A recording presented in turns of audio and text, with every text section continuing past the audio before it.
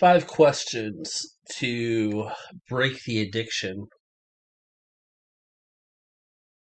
The trauma bond is powerful in a narcissistic relationship, so you're not rationally thinking, you have emotional thinking, and you're so addicted to this other person and the hope of getting back to the golden period.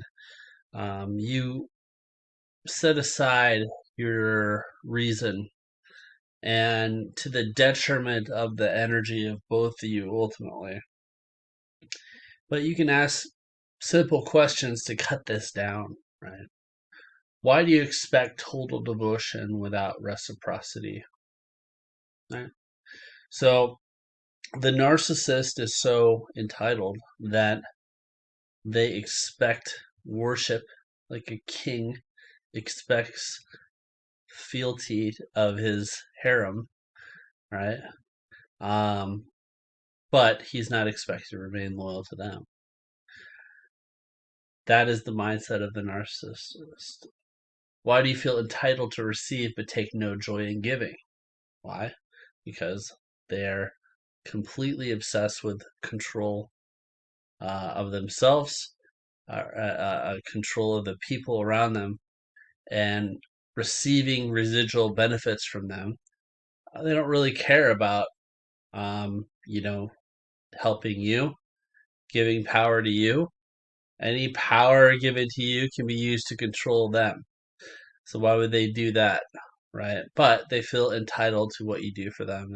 Oh, you did something for me. Why didn't you do more? Why didn't you do 3 or 4 times that much? Why are you always expecting more and giving less? The narcissist is never satisfied with anything because their inherent disposition is dissatisfaction. If all you use other people for is I only gain a sense of stability and importance from my relationships with other people, that is inherently unfulfilling.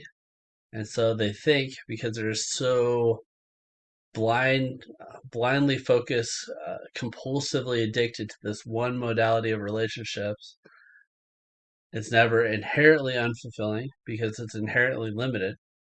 And so one person is never enough. The same person is never enough. They have to move on to multiple people, other people, etc. Because again, their emotional spectrum is blunted. Why is nothing I do ever enough? That's why. Why do you sit in judgment instead of working towards a common goal? Why? Because they are limited in their capacity to feel, again, limited spectrum from other people. Other people exist to be controlled and in order to provide a sense of stability and esteem, right? I get a sense of importance from controlling other people. Once that becomes insufficient, then the judgment begins. So this is post golden period where they pretend to be your perfect partner. This was made in the heavens. I'm your soulmate, your twin flame, etc. That period ends. You sit in judgment because you now become stale.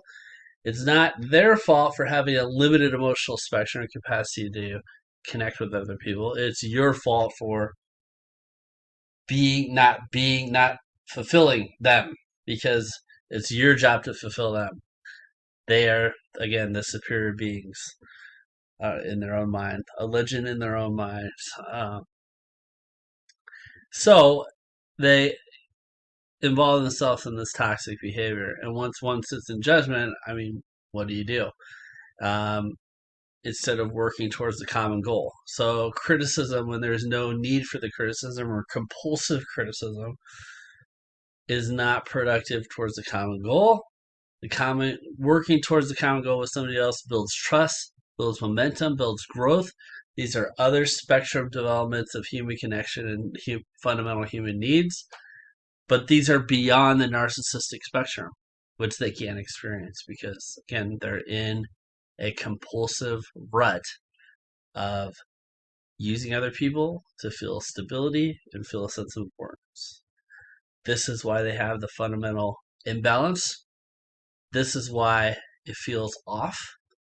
And these are the questions of many you can use to break down the emotional addiction and see the garbage for what it is. Thanks for listening.